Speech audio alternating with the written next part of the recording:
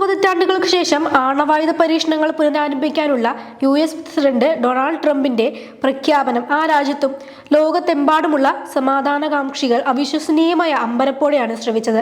മറ്റ് ആണവായുധ രാഷ്ട്രങ്ങൾ നടത്തുന്ന പരീക്ഷണങ്ങളോട് കിടപിടിക്കും വിധം പരീക്ഷണങ്ങൾ പുനരാരംഭിക്കാൻ യുദ്ധകാര്യ വകുപ്പിന് നിർദ്ദേശം നൽകിയതായി ട്രംപ് ഒരു സമൂഹമാധ്യമ പോസ്റ്റിലൂടെ അറിയിക്കുകയായിരുന്നു. ചൈനയുടെ പ്രസിഡന്റ് ഷീ ജിൻപിങ്ങുമായി ദക്ഷിണ കൊറിയയിലെ ബുസാനിൽ നടന്ന കൂടിക്കാഴ്ചയ്ക്ക് 1 മണിക്കൂർ മുമ്പാണ് ട്രംപിന്റെ പ്രഖ്യാപനം പുറത്തു വന്നത്. 1998 ശേഷം ഉത്തര കൊറിയ ഒഴിച്ച് ഒരു രാജ്യവും ആണവ വിസ്ഫോടനത്തിലൂടെയുള്ള ആണവായുധ പരീക്ഷണം നടത്തിയിട്ടില്ല. അടുത്തിടെ റഷ്യ ആണവായുധങ്ങൾ വികസിപ്പിക്കാനുതകുന്ന ക്രൂയിസ് മിസൈലും സൂപ്പർ ടോർപിഡോയും പരീക്ഷിക്കുകയുണ്ടായി. ചൈന സമീപകാലത്ത് തങ്ങൾ വികസിപ്പിച്ച ആണവായുധ വാഹകശേഷിയുള്ള മിസൈലും പ്രദർശിപ്പിക്കുകയുണ്ടായി.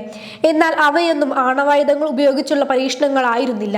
ഈ പശ്ചാത്തലത്തിൽ ഏതുതരത്തിലുള്ള പരീക്ഷണങ്ങൾക്കാണ് US മുതിരുന്നതെന്നതിൽ കടുത്ത ആശങ്കയാണ് ഐക്യരാഷ്ട്രസഭയടക്കം വിവിധ കേന്ദ്രങ്ങളിൽ നിന്നും ഉയരുന്നത്. 1992 സെപ്റ്റംബർ 23-നാണ് US അവസാനമായി ഒരു സമ്പൂർണ്ണ ആണവായുധ പരീക്ഷണം നടത്തിയത്. അക്കൊല്ലം അവസാനത്തിൽ പ്രസിഡന്റ് ജോർജ് ബുഷ് ഭൂഗർഭ ആണവ വിസ്ഫോടന പരീക്ഷണത്തിന് മൊറട്ടോറിയം പ്രഖ്യാപിച്ചിരുന്നു. ഏതാണ്ട് അതേ കാലത്തോടെ റഷ്യയും ചൈനയും ആണവ വിസ്ഫോടന പരീക്ഷണങ്ങൾ നിർത്തിവച്ചിരുന്നു. എന്നാൽ കമ്പ്യൂട്ടറുകളടക്കം ആധുനിക സാങ്കേതിക വിദ്യയുടെ സഹായത്തോടെയുള്ള പരീക്ഷണങ്ങളും ആധുനിക വികസനവും അവയുടെ പ്രയോഗശേഷി നിരീക്ഷണങ്ങളും ആണവായുധ ശക്തികൾ തുടർന്നു പോന്നിരുന്നു. അണുവായുധ പോർമുനകൾ ലക്ഷ്യത്തിലെത്തിക്കാൻ പ്രാപ്തമായ വിന്യാസ സംവിധാനങ്ങളുടെ വികസനവും പരീക്ഷണങ്ങളും നിർബോധം തുടർന്നു പോരുകയായിരുന്നു. ഇപ്പോഴത്തെ ട്രംപിന്റെ പൊടുന്നനെയുള്ള പ്രഖ്യാപനം സ്ഫോടനാത്മകമായ യുദ്ധാന്തരീക്ഷം നിലനിൽക്കുന്ന സാഹചര്യത്തിൽ ആണവായുധ മത്സരത്തിലേക്ക് വഴിതെളിച്ചേക്കുമെന്ന ആശങ്ക ശക്തമാണ്. 1996 ആഗോള സമഗ്ര ആണവ നിർവ്യാപന കരാർ നിലവിൽ വന്നതോടെ പ്രമുഖ ആണവായുധ ശക്തികളായ റഷ്യ, US, ചൈന അടക്കമുള്ള രാജ്യങ്ങൾ ആണവായുധ വിസ്ഫോടന പരീക്ഷണങ്ങൾ നിർത്തിവച്ചിരുന്നു. CTBT കരാറിൽ ഒപ്പുവെച്ചിട്ടില്ലാത്ത ഇന്ത്യയും പാകിസ്ഥാനും ആണവായുധ വിസ്ഫോടന പരീക്ഷണം അവസാനമായി നടത്തിയത് 1998-ലാണ്.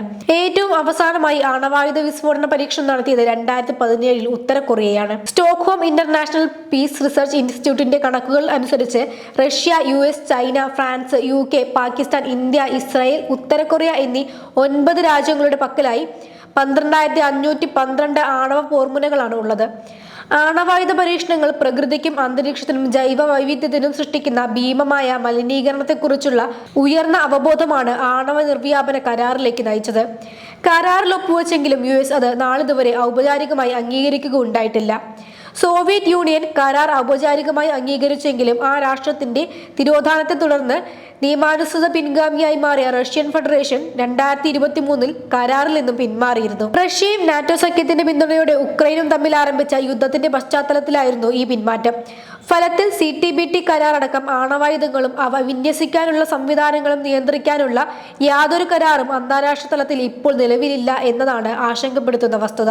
ആണവായുധ വിസ്ഫോടന പരീക്ഷണങ്ങൾ പുനരാരംഭിക്കാനുള്ള ട്രംപിന്റെ പ്രഖ്യാപനം ആണവായുധ മാത്സര്യത്തിലേക്ക് ലോകത്തെ നയിക്കുമെന്ന ആശങ്ക ശക്തമാണ്. US അതിന്റെ ആണവായുധ ശേഖരവും അവയുടെ പ്രഹരശേഷിയും വർദ്ധിപ്പിക്കുന്ന തരത്തിലേക്കാണ് നീങ്ങുന്നതെങ്കിൽ മറ്റ് ആണവായുധ രാഷ്ട്രങ്ങളും ആണവായുധ ശേഷി വികസിപ്പിക്കണമെന്ന് ആഗ്രഹിക്കുന്ന രാഷ്ട്രങ്ങളും അത് കയ്യും കെട്ടി നോക്കി നിൽക്കുമെന്ന് കരുതാനാവില്ല. പ്രമുഖ ആണവായുധ ശക്തികൾ എല്ലാം തന്നെ വിസ്ഫോടന പരീക്ഷണങ്ങൾ ഒഴികെയുള്ള മാർഗങ്ങൾ പ്രയോജനപ്പെടുത്തി തങ്ങളുടെ ആയുധശേഷിയും പ്രഹരശേഷിയും വർദ്ധിപ്പിക്കാനുള്ള ശ്രമത്തിൽ ഇപ്പോൾ തന്നെ വ്യാപൃതരാണ്.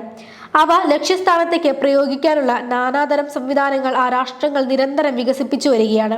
ലോക ജനതയെ ഇപ്പോൾ തന്നെ അലട്ടിക്കൊണ്ടിരിക്കുന്ന പട്ടിണി, തൊഴിൽ രാഹിത്യം, പരിസ്ഥിതിയുടെയും ജൈവ വൈവിധ്യത്തിന്റെയും നാശം, കാലാവസ്ഥാ വ്യതിയാനം, ആഗോളതാപനം തുടങ്ങി മനുഷ്യരാശി നേരിടുന്ന അടിയന്തര വെല്ലുവിളികളെ നേരിടാനുള്ള വിഭവശേഷി, രാഷ്ട്രീയ നിശ്ചയദാർഢ്യം എന്നിവയുടെ ചെലവിലായിരിക്കും ഈ ആണവായുധ മത്സരം. അത് ഫലപ്രദമായി തടയുന്നതിന് പ്രാപ്തിയുള്ള അന്താരാഷ്ട്ര സംവിധാനങ്ങളുടെ അഭാവത്തിൽ എല്ലാ പ്രതീക്ഷയും സമാധാനവും സ്വൈര ജീവിതവും കാക്ഷിക്കുന്ന ജനതയിലാണ് എത്തി നിൽക്കുന്നത്.